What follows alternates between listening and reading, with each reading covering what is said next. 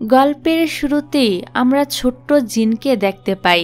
কয়েকদিন আগে জিনের মা মারা গিয়েছিল, তাই পুলিশ অফিসার জিনকে জিজ্ঞাসা করে তার মা যখন মারা যায় তখন সে সন্দেহজনক কিছু দেখেছে কিনা। জিন জানায়, না, আমি কিছুই দেখিনি, সে দিনটা অন্য সব দিনের মতোই ছিল। মা সবসময়ের মতো কাজ থেকে ফেরার সময় অনেক বেশি ড্রিঙ্ক করে বাসায় ফিরে আসে, আর বাসায় এসেই আমাকে মারধর করতে শুরু করে। মার থেকে বাঁচার জন্য আমি বাথরুমে ঢুকে পড়ি। এরপরে কি হয়েছে আমি আর কিছুই বলতে পারবো না, কিন্তু বাস্তবে তো ঘটনা ছিল পুরাই উল্টা। সেদিন তার মা অনেক ড্রিঙ্ক করে এসে তাকে মেরেছিল ঠিকই, কিন্তু একটু মারার পরই তিনি অনেকটা বেহুশ হয়ে বিছানায় পড়ে যায়, আর জিন বসে বসে তার ব্যথার জায়গায় ব্যান্ডেজ লাগাতে থাকে। আসলে তার মাও এসব করত মনের দুঃখে, কারণ তার বাবা কোনো কাজই করত না।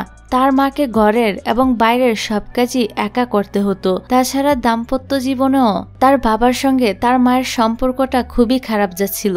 একটু পরই জিনের বাবাও বাড়ি ফিরে আসে। জিন তার বাবাকে বলে, মা আজকাল আমার গায়ে অনেক বেশি হাত তোলে, তুমি কি মাকে কিছু বলতে পারো না? বাবা বলে, আমিও তোমার মায়ের ওপর খুবই অতিষ্ঠ হয়ে গেছি, তার কাছে তো আমি ডিভোর্সও চাচ্ছি, কিন্তু দিচ্ছে না। এসব কথা বলতে বলতে জিনের বাবা তার মায়ের পা ধরে টানতে টানতে হেসড়ে বাইরে নিয়ে যেতে থাকে। সেদিন আবার অনেক বৃষ্টি হচ্ছিল, যার কারণে সিঁড়িগুলো খুবই পিচ্ছিল ছিল। এই সুযোগে জিনের বাবা করে কি তার মাকে উপর থেকে ঠেলে ফেলে দেয়, যাতে করে সবাই মনে করে তার মা মাতাল অবস্থায় পা পিছলে পড়ে গিয়ে মারা গিয়েছে। মায়ের পড়ে যাওয়ার শব্দ শুনে জিন বাইরে আসে আর বাবাকে জিজ্ঞাসা করে, তুমি কি মাকে ফেলে দিয়েছ?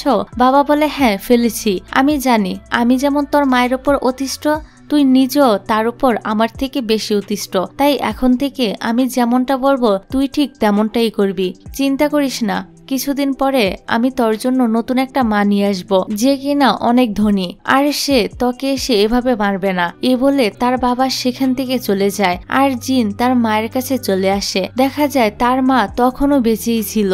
তিনি জিনের কাছে সাহায্যও চায়, কিন্তু জিন তার মাকে কোনো সাহায্য না করে এখান থেকে চলে যেতে চায়। ঠিক তখনই তার মা সাহায্যের জন্য আবারও তার পা ধরে, কিন্তু জিন তার মার হাতটা সরিয়ে সেখান থেকে চলে যায়। যা দেখে আমরা বুঝতে পারি জিন কতটা নিষ্ঠুর আর পাষাণ মনের মেয়ে। নিজের মাকে এভাবে মরার মধ্যে ফেলে রেখে সে চলে যায়। যাক, এভাবে অনেকগুলো বছর কেটে যায়। এখন বর্তমানে আমরা দেখি জিন অনেক বড় একজন সুপারস্টার আর অ্যাক্ট্রেস হয়ে গিয়েছে। তবে জিনের এ পর্যন্ত পৌঁছানোর পিছনেও রয়েছে অনেক বড় রহস্য আর ভয়ঙ্কর কিছু অতীত। আসলে জিন এমন একটা মেয়ে যে কিনা নিজের স্বার্থের জন্য অন্যদের ব্যবহার করে থাকে, বিশেষ করে ছেলেদেরকে। এখানে আমাদেরকে জানানো হয় যে জিন নিজের হাতে কখনো কোনো মার্ডার করেনি, কিন্তু দুজন ব্যক্তির মৃত্যুর পিছনে সে নিজেই দায়ী। এখন কেন আর কিভাবে সেটা তো আমরা আস্তে আস্তে জানতে পারবো। এখান থেকে গল্প ফিরে আসে 2016 সালে, অর্থাৎ জিন যখন হাই স্কুলে পড়তো সেই সময়টায়। জিনকে তার স্কুলে সবাই খুব শান্তশিষ্ট মেয়ে হিসেবেই চিনে। একদিন জিন তার ক্লাসে বসে চুপচাপ পড়ছিল। জিন ছাড়া বাকি সব স্টুডেন্টরা তাদের এক টিচার যার নাম কোয়া তার জন্মদিন উদযাপন নিয়ে অনেক বেশি আনন্দ করছিল।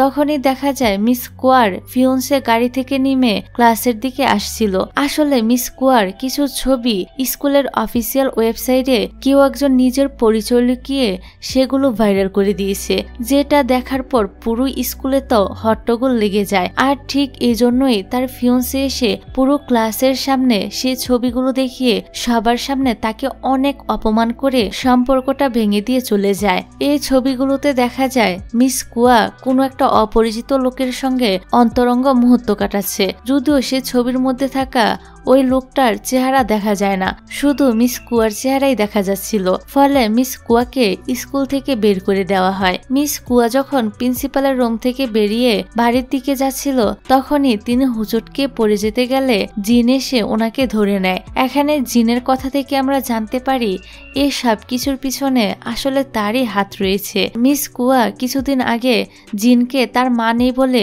অনেকগুলো কটু কথা শুনিয়েছিল, আর তাকে বেশ অপমানও করেছিল, যেটার প্রতিশোধ জিন এভাবে নিয়েছে। কি ডেঞ্জারাস মেয়ে বুঝতে পারছেন? এখানে মিস কুয়া যখন সেখান থেকে বের হয়, তখনই সেখানে এন্ট্রি হয় সিমি নামের এই মেয়েটির। সিমি ছিল জিনের পরবর্তী টার্গেট। সিমি আর জিন একই ক্লাসে পড়ে। সিমি সবসময় প্রথম হয়ে আসছিল, কিন্তু হঠাৎ আজকে গিয়ে সে দেখতে পায় এই প্রথমবারের মতো সে দ্বিতীয় হয়েছে। তার প্রথম স্থান দখল করেছে জিন। এতে সিমি অনেকটা রেগে যায় আর টিচারের কাছে এর কারণ জানতে চাইলে টিচার তাকে জানায়, তুমি তো সবকিছুতেই ভালো নাম্বার পেয়েছো, কিন্তু আর্টে অনেক কম নাম্বার পেয়েছো।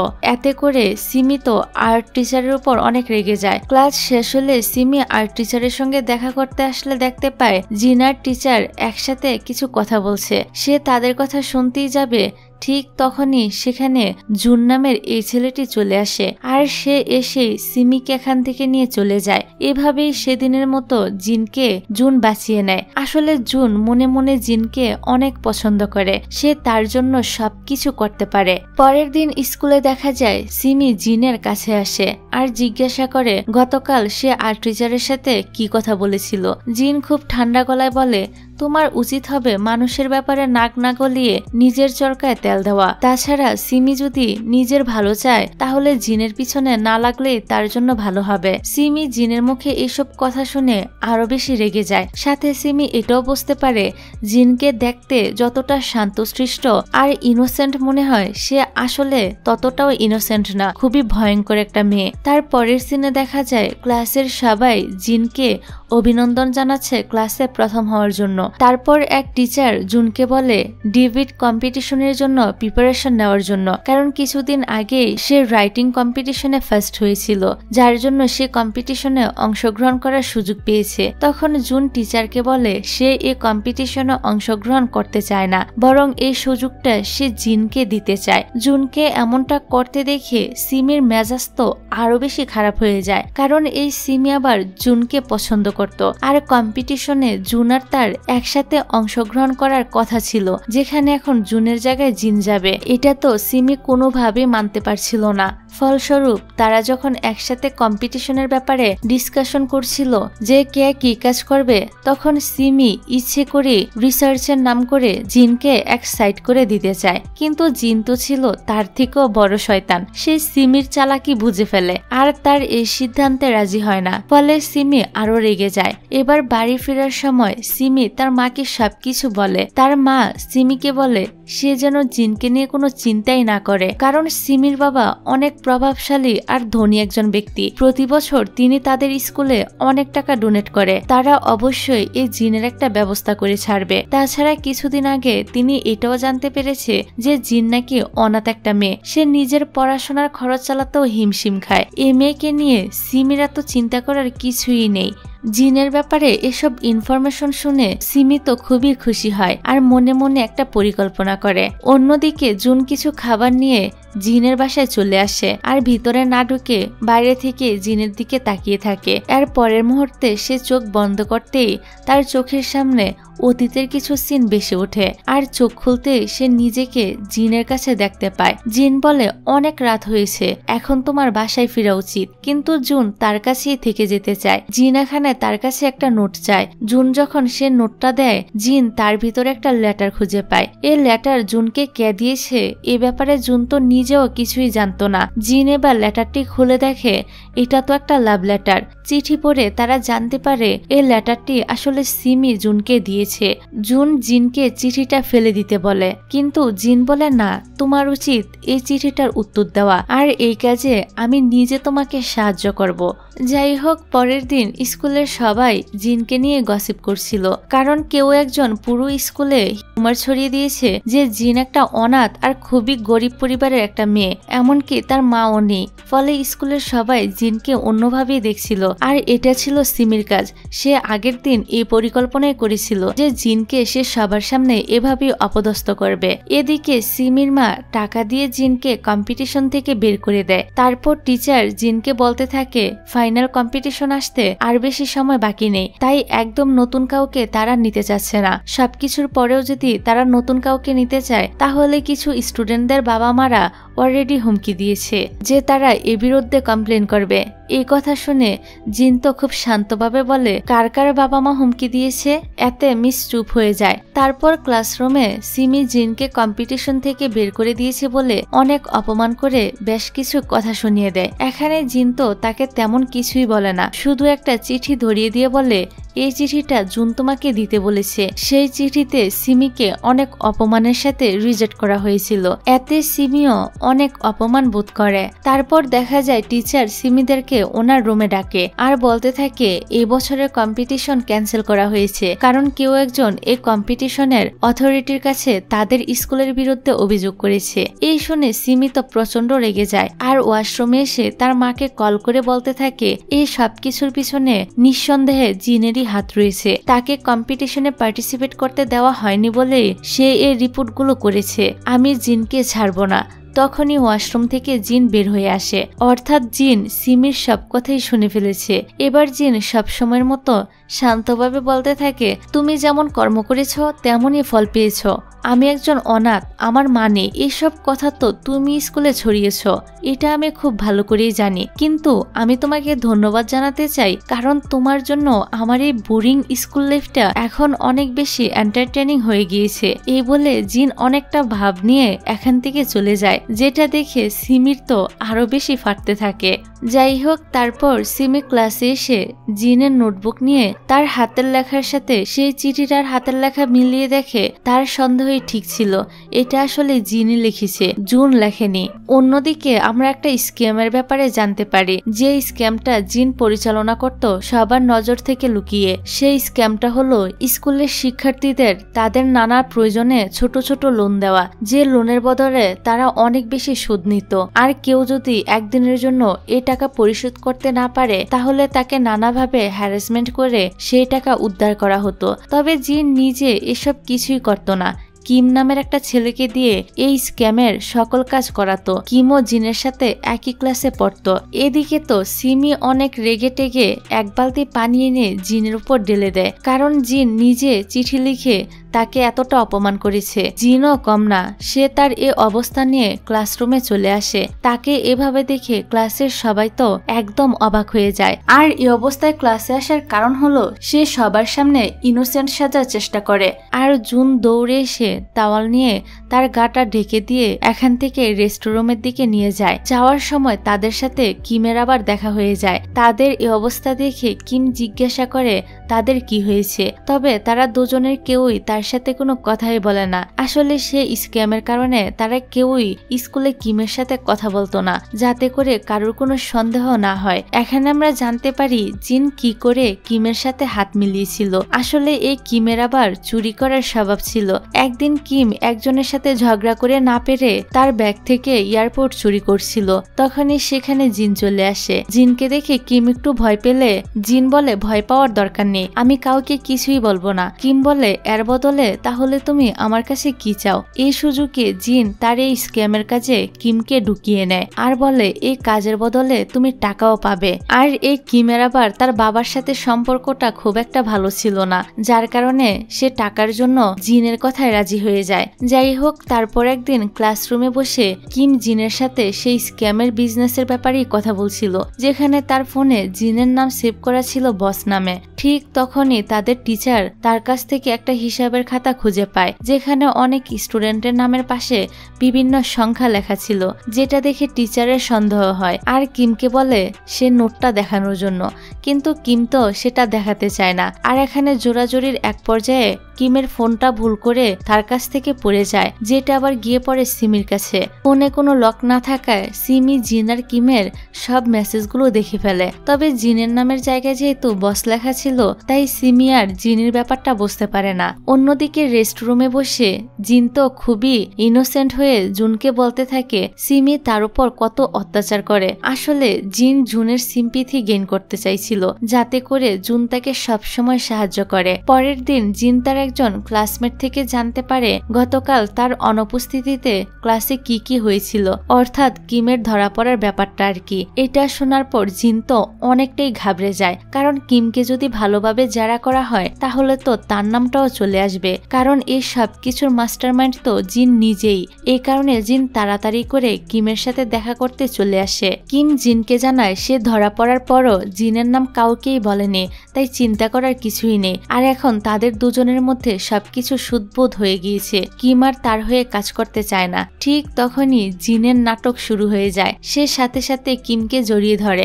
কারণ এত সহজে সে কিমের মতো একজনকে হাতছাড়া করতে চায় না। তাই জিন কিমকে জড়িয়ে ধরে মিষ্টি মিষ্টি কথা বলতে থাকে। এমনকি কিম আর তার বাবার সম্পর্কটা যে ভালো ছিল না সে ব্যাপারটা এনেও জিনকে সাপোর্ট করতে থাকে। এসব কথা শুনে কিম তো আইসক্রিমের মতো গলে যায় আর বলতে থাকে, আমি তো জানতামই না তুমি আমাকে নিয়ে এত ভাবো। বেচারা এখানে জিনের মিষ্টি মিষ্টি কথায় ফেসে যায়। এখানে আবার তাদের দুজনকে কথা বলতে সিমি দেখে ফেলে, আর তার মনেও সন্দেহ জাগে যে তারা দুজন একসাথে মিলে এই স্ক্যামের কাজগুলো করে। এদিকে আবার জুনকে দেখা যায় সে ছাদের উপর দাঁড়িয়ে জিন আর কিমকে দেখছিল, অর্থাৎ জিনের প্রত্যেকটা কাজের উপর জুনের নজর থাকতো। পরের দিন জিন স্কুলে আসার পর কিমের ফোন থেকে তার ফোনে কল আসে। জিন তো আর জানতো না যে কিমের ফোনটা এখন সিমির কাছে, তাই সে ফোনটা রিসিভ করে। আর তখনই সিমি তাকে হাতে নাতে ধরে ফেলে আর পুরোপুরি শিওর হয়ে যায় যে জিনই হলো কিমের বস। এবার সিমি বলতে থাকে, ও তাহলে এই স্ক্যামের মাস্টারমাইন্ড হলে তুমি। এই ব্যাপারটা যদি সবাই জানতে পারে তাহলে তোমার অবস্থা কি হবে একবার ভেবে দেখেছ? তাদের কথার মাঝখানে সেখানে জুন চলে আসে আর সিমিকে একটা দরকারি কথা বলবে বলে সেখান থেকে নিয়ে চলে যায়। এখানে জুন সিমিকে এনে তার ভালোবাসার ফাঁদে ফেলে। সে বলে, ওই চিঠিটা যে আমি লিখিনি এটা তো তুমি অলরেডি জেনেই গিয়েছ। তো শোনো, আমার একটা কথা আছে, আমিও তোমাকে পছন্দ করি, আমরা দুজনকে এখন রিলেশনে যেতে পারি? সিমি রাজি হলে জুন বলে, তবে আমার একটা শর্ত আছে, সেটা হলো এখন থেকে তোমাকে জিনের থেকে দূরে থাকতে হবে, তাকে আর কোনোভাবে বিরক্ত করতে পারবে না। সিমি তো তার প্রস্তাবে সাথে সাথেই রাজি হয়ে যায়। এদিকে আমরা কিমকে দেখতে পাই, সে নতুন একটা ফোন নিয়ে প্রথমে জিনকে কল করে। তখন জিন তাকে জানায় যে তার কাছে অনেক খারাপ লাগছে, এই মুহূর্তে কিমকে তার অনেক বেশি প্রয়োজন। এটা শোনার সাথে সাথেই তো কিম দৌড়ে জিনের কাছে চলে আসে। কিম আসার পর জিন আবারও তার ইমোশনাল ড্রামা শুরু করে দেয়। সে কিমকে সিমির ব্যাপারে অনেক কথা বলে, সাথে এটাও বলে যে কিমের ফোন এখন সিমির কাছে, যেটা দিয়ে সিমি তাকে ব্ল্যাকমেল করে যাচ্ছে। এসব কথা শুনে কিম তো অনেক রেগে যায়। সে তখনই উঠে পড়ে সিমির কাছ থেকে তার ফোনটা ছিনিয়ে আনতে, কিন্তু জিন তাকে শান্ত হতে বলে। এবার কিম জিনকে জিজ্ঞাসা করে তারে বিপদের মধ্যে জুন কোথায়, সে কেন তাকে সাপোর্ট করছে না? এমনিতে তো জুন সবসময় তার আশেপাশেই থাকে। জিন তখন মিষ্টি সুরে বলতে থাকে, আমি জুনের থেকে তোমাকে অনেক বেশি বিশ্বাস করি, তাই তো জুনকে না ডেকে আমি তোমাকে এখানে ডেকেছি। এই কথা শুনে জুন তো আরো বেশি গলে যায়। সে জিনের উপর একদম ইমপ্রেস হয়ে যায় আর তার জন্য সবকিছু করতে রাজি হয়ে যায়। পরের দিন আমরা ক্লাসরুমে দেখতে পাই তাদের এক টিচারের বিয়ের অনুষ্ঠানের উপলক্ষে তাদের ক্লাসমেট সবার কাছ থেকে টাকা উঠাচ্ছিল। জিন টাকা দিতে চাইলে ক্লাসমেট জিনের থেকে টাকা নিতে চায় না, কারণ সে জানতে পেরেছিল জিন অনেক গরিব। জিন বিষয়টা বুঝতে পারে যে কেন মেয়েটা তার থেকে টাকা নেয়নি, তাই সে মেয়েটাকে বলে, এইসব গুজবে কান্না দিয়ে শোনো, আমি তোমাকে একটা খবর দেই, তোমরা তো কেউ জানোই না আমাদের মিসের কার সাথে বিয়ে হবে। এখানে জিন মেয়েটির কানে কানে মিসের কার সাথে বিয়ে হবে সেটা জানায়। অন্যদিকে সিমি তার ফ্রেন্ডদেরকে বলে সে আর জুন এখন রিলেশনশিপে রয়েছে। তার ফ্রেন্ডেরা তো এই কথা বিশ্বাসই করতে পারে না, কারণ জুন হলো জিনের বেস্ট ফ্রেন্ড আর জিনের সাথে তো সিমির সাপ আর বেজির মতো সম্পর্ক। তো জুন কি করে বেস্ট ফ্রেন্ডের এরকম শত্রুর সাথে প্রেম করবে? সিমি বলে, আমার আর জিনের মধ্যে এখন সবকিছুই ঠিক হয়ে গিয়েছে, আজকের পর থেকে তোমরা আর আমার সামনে জিনের নাম তুলবে না। আসলে সিমি জুনের প্রেমে এতই অন্ধ ছিল যে তার সব ধ্যান তো শুধু জুনের দিকেই ছিল, অন্য কোনো কিছুতে ফোকাসই ছিল না। এই সুযোগে জিন আবার কৌশলে সিমির লকারের পাসওয়ার্ডটা দেখে নেয়। তারপর প্ল্যান অনুযায়ী জিন এসে সিমির পাসওয়ার্ডটা কিমকে পাঠিয়ে দেয়। আসলে সিমির লকারে কিমের ফোনটা ছিল। তারা সবাই মিলে সিমিকে ফাঁসানোর জন্য কিছু একটা প্ল্যান করছে। তো দেখা যাক তারপর তারা সিমির সাথে কি করে। পরের দিন পিটি ক্লাসের সময় জুন সিমিকে বলে সে যেন অসুস্থতার বাহানা করে মেডিকেল রুমে যাওয়ার কথা বলে সেখান থেকে বেরিয়ে আসে। তারপর তারা দুজনে মিলে চুপি চুপি খালি ক্লাসরুমে বসে গল্প করবে। জুন তার সাথে একা একা গল্প করতে চায়। এই শুনে সিমি তো মহা খুশি, সে জুনের কথায় রাজি হয়ে যায়। তারপর পিটির সময় সিমি টিচারকে পেট ব্যথার বাহানা করে সেখান থেকে বেরিয়ে আসে। এদিকে জিন যায় সে আর্ট টিচারের কাছে, যে টিচার তাকে বেশি নাম্বার দিয়ে ক্লাসে প্রথম করে দিয়েছিল। আর জিনও অসুস্থতার বাহানা করে সেখান থেকে বেরিয়ে এসেছিল আর্ট টিচারের সাথে দেখা করতে। অন্যদিকে সিমি তো জুনের কথা মতো ক্লাসরুমে চলে আসে। ক্লাসে এসে সে বোর্ডে একটা লেখা দেখতে পায়, যেখানে লেখা ছিল বোর্ডের লেখাটা মুছে আর্ট রুমে চলে আসো, আমি সেখানে তোমার জন্য ওয়েট করছি। সিমিও ঠিক এমনটাই করে, সে লেখাটা মুছে আর্ট রুমের দিকে চলে যায়। সিমি চলে যাওয়ার পর সেখানে আগে থেকে লুকিয়ে থাকা কিম বের হয়ে আসে। কিম জিনকে মেসেজ করে জানায় সিমি আর্ট ক্লাসের দিকে আসছে। তারপর কিম কয়েকজনের বই খাতা ব্যাগ সবকিছু উলটপালট করে দেয়। আর যে মেয়েটা ক্লাস টিচারের বিয়ের উপলক্ষে টাকা উঠিয়ে রেখেছিল, প্ল্যান মতো সে টাকাগুলো সে নিয়ে নেয় এবং সিমির লকারটা খুলে সেখানে রেখে দেয়। পরের সিনে দেখা যায় জিন মেসেজে দেখে সিমি এদিকেই আসছে। তখন সে হঠাৎ করে আর্ট টিচারের সাথে ভালোবাসার কথা তুলতে শুরু করে। সে তার আর্ট টিচারকে বলে তার কিছু বলার আছে, যার জন্য তার খুবই নার্ভাস ফিল হচ্ছে। টিচার যেন তার হাতটা ধরে। ঠিক এমন সময় সিমিও সেখানে আসে আর দেখতে পায় টিচার তার হাত ধরেছে এবং ট্রু লাভ ফিলিংস নিয়ে কথা বলছে। এটা দেখে তো সিমি অনেক খুশি হয়ে যায়, কারণ সে মনে করছিল সে হয়তো জিনের আরো একটা সত্যর ব্যাপারে জেনে গিয়েছে, কিন্তু তাকে যে সবাই মিলে কোন জালে ফাঁসাচ্ছে সেটা তো সে ধারণাও করতে পারছিল না। এদিকে জুন তার একটা ক্লাসমেটের সাথে ছিল, যার উপর সবার অনুপস্থিতিতে ক্লাসের সব দায়িত্ব থাকে। জুন পিটির পুরোটা সময় এই ছেলেটার সাথেই থাকে, যাতে করে সে ক্লাসরুমের দিকে না যেতে পারে। তারপর আমরা দেখতে পাই পিটি শেষে যখন সবাই ক্লাসে ফিরে আসে, তখন সবকিছু এলোমেলো অবস্থায় দেখে একদম অবাক হয়ে যায়। যে মেয়েটি টাকা উঠিয়ে রেখেছিল সে দেখতে পায় তার ব্যাগে কোনো টাকা নেই। এই বিষয়টা নিয়ে পুরো ক্লাসে তো একদম হট্টগোল লেগে যায়। সবার সন্দেহ যায় তাদের উপর, যারা আজকে পিটি ক্লাসে অ্যাটেন্ড করেনি। এদের মধ্যে একজন তো ছিল সিমি।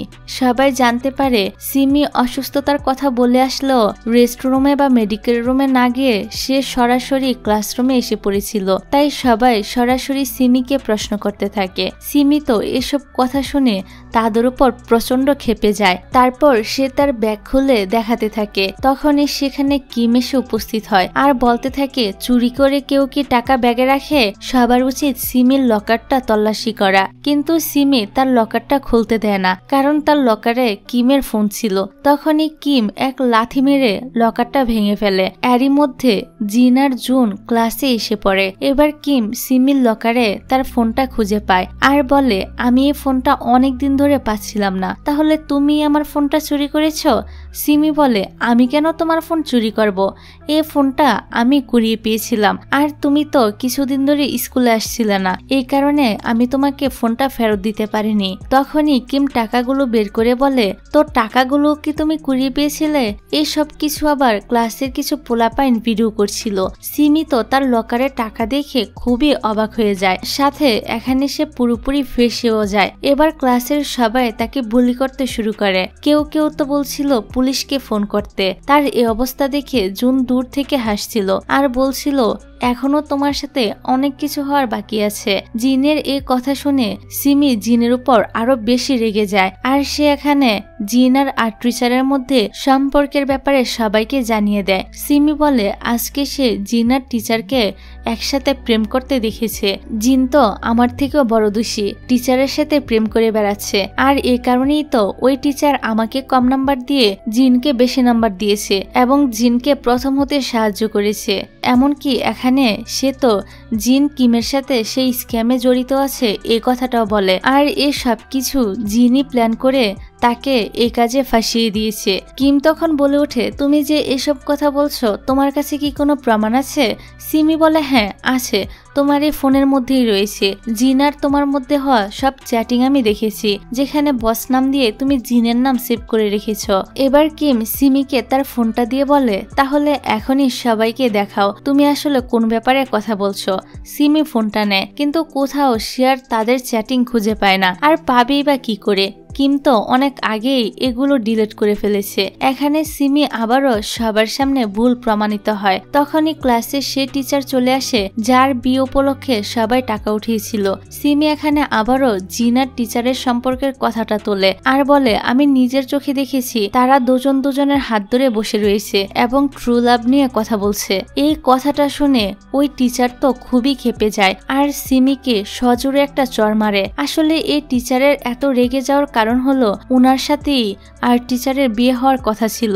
তারপর জিন সবার সামনে এসে বলে, আসলে আজকে আমি আর্ট টিচারের সাথে একটা কাউন্সেলিং ক্লাস করছিলাম আর টিচার আমাকে ট্রু লাভ নামের একটা কাউন্সেলিং সেন্টারে পাঠাতে চাচ্ছিল, সেটা নিয়েই আমাদের কথা হয়েছে। এই সব কিছু শোনার পর সিমি তো পাগলের মতো করতে থাকে, কারণ পুরো ক্লাস এখন সবকিছুর জন্য তাকেই দায়ী করছিল।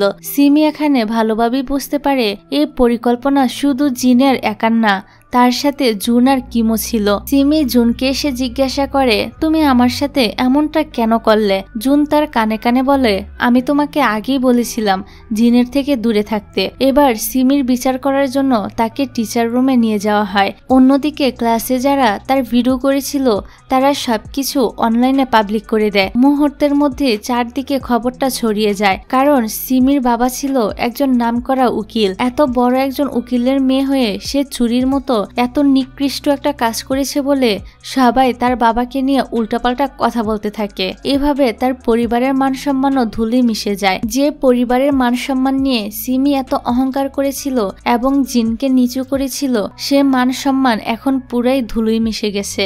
জিন হারে হারে সিমির কাছ থেকে বদলা নিয়ে নেয়। তারপর সিমি যখন স্কুল থেকে চলে যাচ্ছিল তখন সে জিনকে দেখে জিনের কাছে এসে বলে, তুমি যাই করো না কেন তুমি আমার কিছুই করতে পারবে না, কারণ আমার পরিবার অনেক প্রভাবশালী, তাদের ক্ষমতার কাছে তুমি কিছুই না। জিন তখন তাচ্ছিল্যের সুরে বলে, তুমি তোমার বাবার ক্ষমতার কথা বলছো? এর আগে আমার কথা শোনো। তুমি কি জানো মিস কুয়ার সাথে অবৈধ সম্পর্ক কার ছিল? সেটা তো তোমারই বাবা। আসলে ওই মিস সিমিকে পড়ানোর জন্য তাদের বাসায় যেত, ওইখান থেকে তার বাবার সঙ্গে সম্পর্কে জড়িয়ে যায়। জিন আরো বলে, এই খবরটা যদি চারদিকে পাবলিক হয়ে যায় তাহলে তোমার বাবার ক্ষমতা কতটুকু থাকবে? আমি তো সেটাই ভাবছি। তোমার পুরো ফ্যামিলি নিয়ে সবাই তো ছি ছি করবে, লোকে বলবে যেমন বাবা তার তেমনই মেয়ে। তাই বলছি, আমাকে হারানোর কথা বাদ দিয়ে যতটুকু ধ্বংস হওয়ার বাকি আছে তা নিয়েই খুশি থাকো, এটাই তোমার জন্য ভালো হবে। সবশেষে জিন তাকে ধন্যবাদ জানায় তার টার্গেট হওয়ার জন্য। এই বলে সেখান থেকে চলে যায়। আর পরের সিনে দেখা যায় জিন তার মায়ের স্মৃতি সংগ্রহ করার হলে আসে আর মাকে বলে, কেমন আছো মা? ওইখানে সবকিছু ঠিক আছে তো?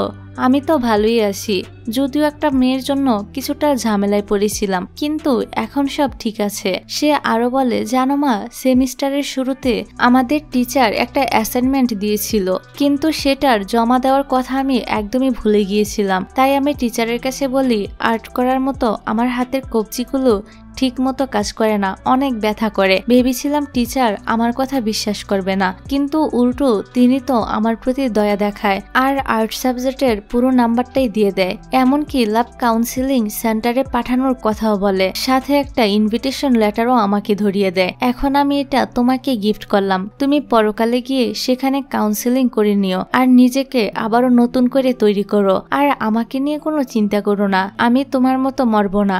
আমি জীবনে কত উপরে যাই তুমি দেখে নিও, আর আমি যত উপরে উঠতে পারবো তোমার মৃত্যু হওয়াটা ততটাই সার্থক হবে। তখনই আমরা একটা ফ্ল্যাশব্যাক দেখতে পাই। 2007 সালে জিনের মা সবসময় জিনকে দিয়ে বিভিন্ন স্টোর থেকে চুরি করাতো, আর যখনই জিন ধরা পড়ে যেত তখনই তার মা লুকিয়ে পড়তো।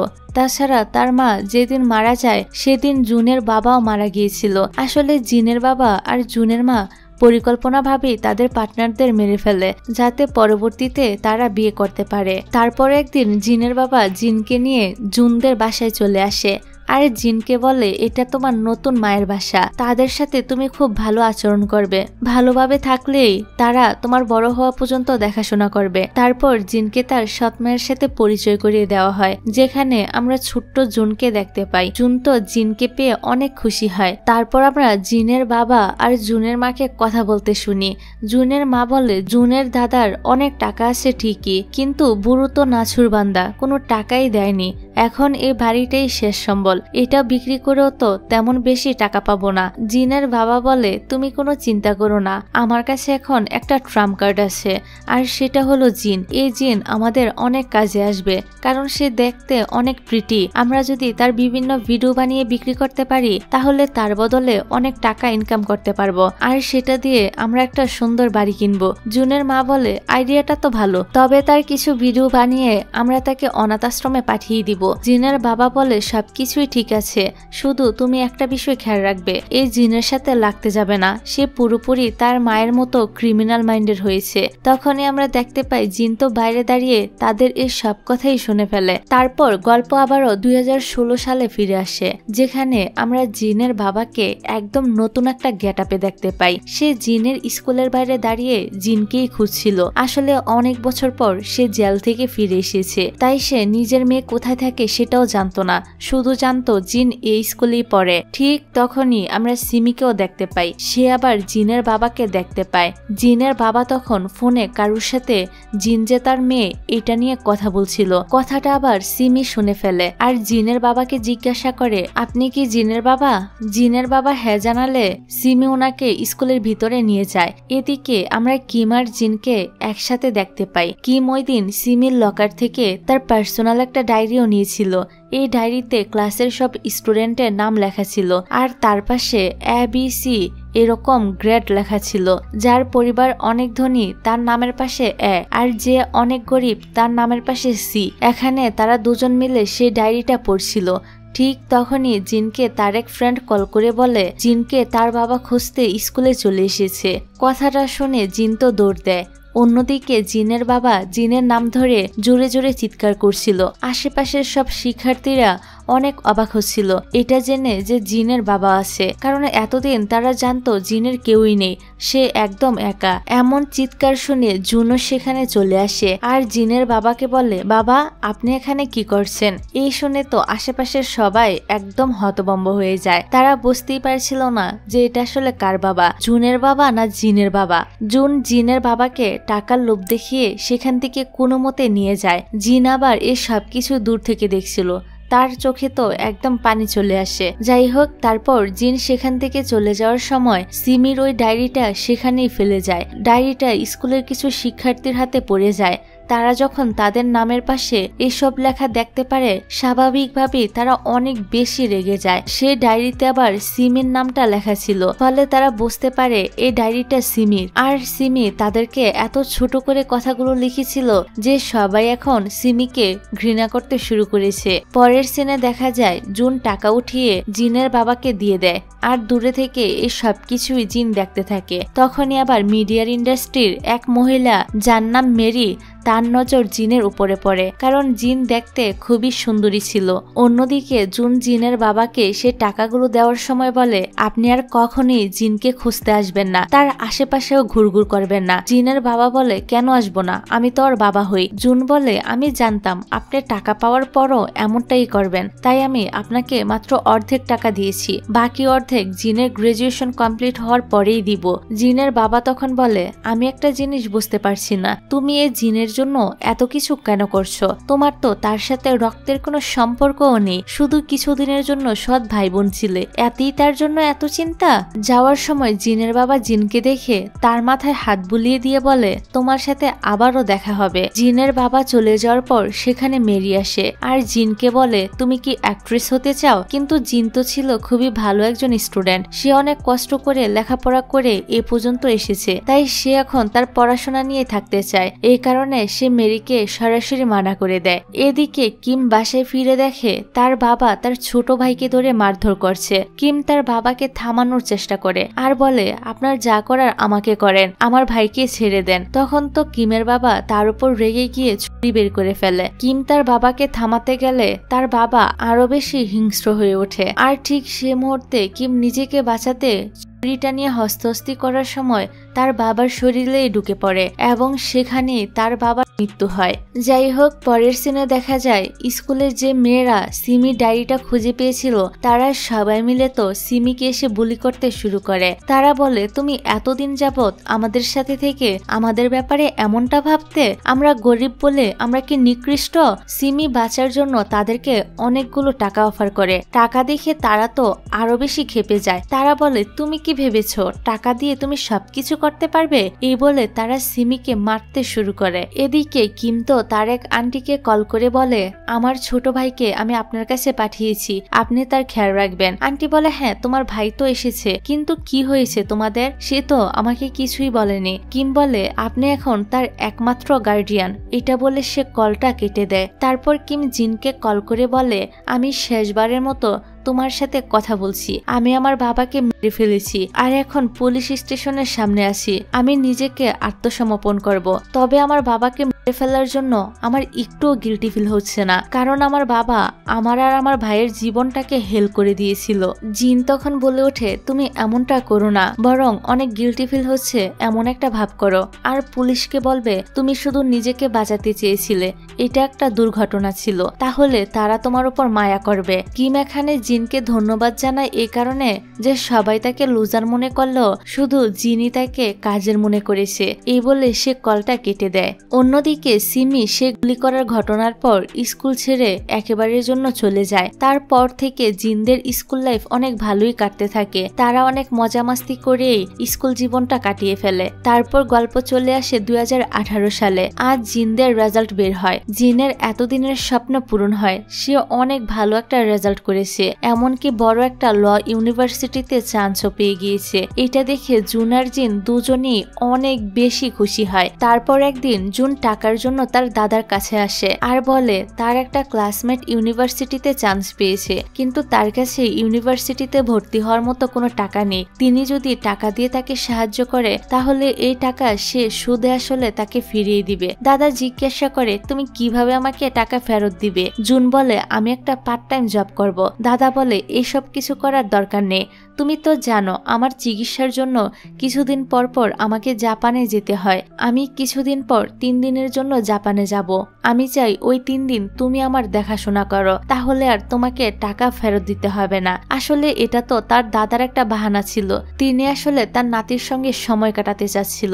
এটা শুনে জুন অনেক বেশি খুশি হয়ে যায় আর তার দাদার প্রস্তাবে রাজি হয়ে যায়। এদিকে জিনের বাবা জুনের মায়ের সাথে এসে দেখা করে। তাদের বিয়ের কিছুদিন পরেই জিনের বাবাকে পুলিশে ধরে নিয়ে গিয়েছিল আর এত বছর পর সে আবারও তাদের লাইফে ফিরে এসেছে। জিনের বাবা জুনের মাকে জিজ্ঞাসা করে সে জানে কিনা জিন এখন কোথায় থাকে। জুনের মা বলে, আমি কিভাবে জানবো তোমার মেয়ে কোথায়? তুমি জেলে যাওয়ার পর আমিও তাকে বের করে দিয়েছি। জিনের বাবা তখন বলে ওঠে, কিন্তু তোমার ছেলে তো জিনের খোঁজ খবর ভালোই রাখে, তুমি না জানলেও জুন ঠিকই জানে জিন কোথায় থাকে। এটা শুনে জুনের মা তো কিছুটা ভয় পেয়ে যায় আর বলে তারা যেন তার ছেলের থেকে দূরে থাকে। অন্যদিকে জুন এসে জিনকে বলে, জানো আমি আজ আমার দাদার সাথে দেখা করেছি, সেখানে জানতে পেরেছি তিনি নাকি এবছর কিছু স্টুডেন্টদেরকে ফ্রিতে স্কলারশিপ দিচ্ছে আর সেখান থেকে আমি তোমার জন্য স্কলারশিপের ব্যবস্থা করেছি। এটা বলে সে তাকে ইউনিভার্সিটিতে ভর্তি হওয়ার টাকাগুলো দিয়ে দেয়। কিন্তু জিন তো সবই বুঝতে পারে।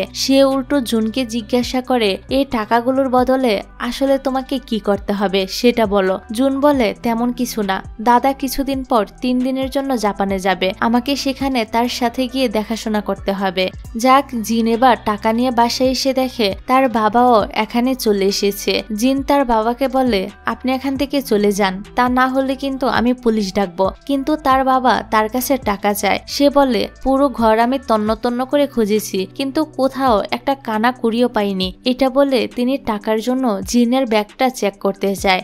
জিন ব্যাগ দিতে না চাইলে তার বাবা অনেক হিংস্র হয়ে ওঠে আর ব্যাগটা ছিনিয়ে নিয়ে তাকে একের পর এক লাথি মারতে মারতে গুরুতরভাবে আহত করে ফেলে। এমনকি তাকে এই অবস্থায় রেখে তার বাবা টাকাগুলো নিয়ে এখান থেকে চলে যায়। এখান থেকে আমাদেরকে আরো একটা ফ্ল্যাশব্যাক দেখানো হয়।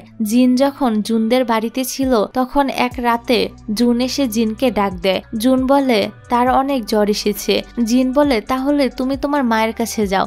জুন বলে, গিয়েছিলাম, কিন্তু তিনি আমাকে বলেছে আমার নাকি কিছুই হয়নি, আমি আমি যেন গিয়ে ঘুমিয়ে পড়ি, কিন্তু আমি কোনোভাবেই ঘুমাতে পারছি না। জিন তখন বলে ওঠে, ঠিক আছে তুমি এখানে আসো, আমি তোমার জন্য মেডিসিন খুঁজে নিয়ে আসছি। তারপর জিন মেডিসিন খুঁজতে থাকে কিন্তু কোথাও পায় না, তাই একটা কাপড় ভিজিয়ে এনে জুনের কপালটা মুছে দেয় আর সারা রাত জুনের খেয়াল রাখে। এখানে কথায় কথায় জিন জুনকে বলে, তোমার মা তোমার সাথে এমনটা কিভাবে করতে পারলো, সে কি তোমাকে ভালোবাসে না? জুন বলে, মা আমাকে অনেক ভালোবাসে। তারপর সে তাকে একটা ফ্যামিলি ফটো দেখায়, সে ছবিতে তার বাবা মার সাথে আরো একজন লোক ছিল, আর জুন দেখতে একদম সে লোকটার মতোই হয়েছে। জিন জিজ্ঞাসা করে এই লোকটাকে? জুন বলে এটা তাদের ড্রাইভার, তবে এখন তিনি এখানে থাকে না। চালাক জিন বুঝে যায় তার আসল বাবা হলো এই ড্রাইভারটা। পরের দিন সকালে জিন এসে জুনের মাকে বলে, কাল রাতে জুন আমাকে একটা ছবি দেখিয়েছে, যেটা দেখার পর আমি একটা গোপন তথ্য জানতে পেরেছি, আর সেটা হলো জুনের আসল বাবা ওই ড্রাইভারটা। জিন আরো বলে, আপনি একবারও ভেবে দেখেছেন জুনের দাদা যদি একবার জানতে পারে যে জুন ওনার আসল নাতি না, তাহলে আপনার কি হবে? সে আপনাকে একটা কানাকুড়িও দিবে না। জিনের মুখে এসব কথা শুনে জুনের মা তো একেবারে হতভম্ব হয়ে যায়। তিনি জিনকে বলে, এত ছোট্ট একটা বাচ্চা হয়ে তুমি আমাকে ব্ল্যাকমেল করছো? জিন বলে, আমি কাউকে কিছুই বলবো না, আপনি শুধু আমাকে অনাথ আশ্রমে পাঠানোর চিন্তাটা বাদ দিয়ে দেন, আর অবশ্যই নতুন কিছু ড্রেসও কিনে দিবেন। এই বলে জিন এখান থেকে চলে যায়। তারপর জিন জুনের কাছে এসে বলে, তুমি সবসময় এমন মনমরা হয়ে কেন থাকো? জুন বলে, কারণ আমার মা আমাকে বাসা থেকে বের হতে দেয় না, এমনকি কারোর সাথে মিশতেও দেয় না। জিন তো এখানে জুনের মাকে নিয়ে অনেক উল্টাপাল্টা কথা বলে জুনের মন বিষাতে থাকে। সে বলে, আমার মনে হয় না তোমার মা তোমাকে একটুও ভালোবাসে, সে তোমার কোনো পরোয়াই করে না, তুমি অসুস্থ থাকলেও তোমাকে দেখতে আসে না। এইসব কথা আবার জুনের মা বাইরে থেকে শুনে ফেলে। তবে জিনের কথাগুলো শুনে জুনেরও মনে হচ্ছিল তার মা হয়তো তাকে আসলেই ভালোবাসে না, তার চোখে একদম পানি চলে আসে। তখনই জিন বলে ওঠে, চিন্তা করো না, আমি সবসময় তোমার পাশে থাকবো। এদিকে জুনের মা জিনের এসব কথা শুনে জিনের বাবাকে কল করে আর বলে, তোমার মেয়ে একটা সাইকো, তাকে তাড়াতাড়ি এখান থেকে নিয়ে যাও, সে তো দেখছি আমার ছেলেকে আমার বিরুদ্ধে দাঁড় করাচ্ছে। জিনের বাবা বলে, আমি এখনই আসছি। তারপর জিন যখন জুনের রুমের বাইরে এসে জুনের মাকে দেখতে পায়, তখন সে বলে, আপনি কি আমাদের উপর নজর রাখছিলেন নাকি? আপনি যদি আমাকে জুনের থেকে আলাদা করার চেষ্টা করেন, তাহলে কিন্তু আমি জুনকে সব সত্যি বলে দিব যে তার আসল বাবাকে। জুনের মা তো এমনিতেই রেগেছিল, তার উপর আবার জিন ওনাকে আবারও ব্ল্যাকমেল করছে দেখে তিনি প্রচন্ড রেগে জিনকে ধরে নিয়ে যাচ্ছিল। জিনকে নেওয়ার সময় ইচ্ছা করে জিন একটা ল্যাম্প লাইট ফেলে দেয় যাতে আর শব্দে জুন চলে আসে, আর ঠিক এমনটাই হয়। জিনের চিৎকার ফলো করতে করতে জুন তো নিচে এসে দেখতে পায় তার মা জিনকে বাথটবে ডুবিয়ে মারার চেষ্টা করছে। জুন এটা দেখে একদম স্তব্ধ হয়ে যায়। এখানে জুনকে দেখে তার মা থেমে যায়, আর এই ঘটনাটাই জুন সবসময় তার স্বপ্নে দেখত।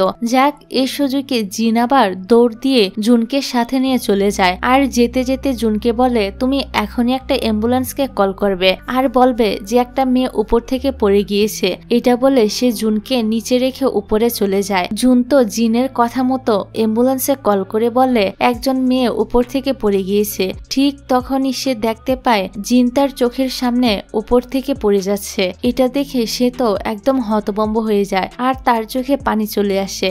তারপর আমরা হসপিটালের দৃশ্য দেখতে পাই, যেখানে এসে জিনের বাবা চিৎকার করে জুনের মাকে বলছিল, আমি তোমাকে কতবার বলেছি জিনের খেয়াল রাখতে। এখন তো তার মুখে অনেক আঁচড় পড়ে গিয়েছে, এমনকি সব জায়গায় ব্যান্ডেজ লাগানো। এই অবস্থায় আমরা তার ভিডিও করব কিভাবে? জুনের মা বলে, এসব টাকা পয়সা আমার কিছুই লাগবে না, তুমি শুধু তোমার সাইকো মেয়েকে নিয়ে এখান থেকে চলে যাও। এই পিচ্ছি মেয়ের কত বড় সাহস, সে উপর থেকে কিভাবে নিজের জানের পরোয়া না করে লাফ দিয়েছে। তারা দুজন যখন এসব নিয়ে জোরে জোরে কথা বলছিল, তখন জুন এসে জিনের কান চেপে ধরে বলে, তোমার এসব কথা শুনতে হবে না। জিন বলে, আমার এই অবস্থা দেখে তুমি কেন কান্না করছো? আসলে জিন ইচ্ছে করে আহত হয়েছে যাতে করে তার বাবা তাকে দিয়ে ভিডিও বানাতে না পারে, আর জিনের পরিকল্পনাটাও সফল হয়েছে, কারণ জুনের মা এখন আর এসব ভিডিও টিডিও করতে চায় না। তারপর জুন জিনকে বলে, আমি এক্সের মানে জানতে পেরেছি, আমি তোমার নোট খাতাতে দেখেছি যেখানে তুমি এক্সের অর্থ লিখেছ। এক্স মানে হলো সেই সব বড় লোক যারা সবসময় তোমাকে টর্চার করে। তুমি সে নোটটায় লিখেছিলে তুমি চাও আমি যেন সবসময় তোমার পাশে থাকি, কথা দিচ্ছি আমি সবসময় তোমার পাশে থাকব আর সকল বিপদ আপদ থেকে তোমাকে রক্ষা করব। আসলে জিন এই লেখাগুলো ইচ্ছে করে লিখেছিল জুনকে ইমোশনাল ব্ল্যাকমেল করে তার পক্ষে রাখার জন্য। আর ঠিক এমনটাই হয়। এখান থেকেই জিন জুনকে তার কাজে ব্যবহার করতে শুরু করে। তারপর দৃশ্য চলে আসে বর্তমানে জিনকে দেখা যায় হসপিটালে। জুনই তাকে হসপিটালে নিয়ে এসেছিল আর ছোটবেলার মতোই তার হাত ধরে জুন তার পাশেই থাকে। জিনের জ্ঞান ফিরে আসলে জুন তাকে জানায় আজ 3 দিন পর তার জ্ঞান ফিরে এসেছে, এখন তার কেমন লাগছে। জিন তো এ কথা শুনে তাড়াতাড়ি বেড থেকে উঠে একটা ফোন করে আর জানতে পারে ইতিমধ্যে তার কলেজের ভর্তি হওয়ার ডেট ওভার হয়ে গিয়েছে, মানে সে আর ভর্তি হতে পারবে না। এটা শুনে সে তো অনেক বেশি কষ্ট পায়। এত বছরের পরিশ্রম এক নিমেষে তার বাবার জন্য নষ্ট হয়ে গিয়েছে। এই কষ্টটা সে কোনোভাবেই মেনে নিতে পারছিল না। তারপর জিনের কাছে তার বন্ধুরা কল করে বলে কাল তো স্কুলে গ্রাজুয়েশন পার্টি হতে চলেছে, তুমি আসবে তো? জিন বলে হ্যাঁ আসবো। পরের দিন হাতে ফুল নিয়ে জিন গ্রাজুয়েশনের পার্টিতে চলে আসে আর চুপচাপ ক্লাসের মধ্যে বসে থাকে। সবাই মজা করলো, জিন তো তার ভিতরের এত চাপা কষ্ট রেখে কোনোভাবেই মজা করতে পারছিল না।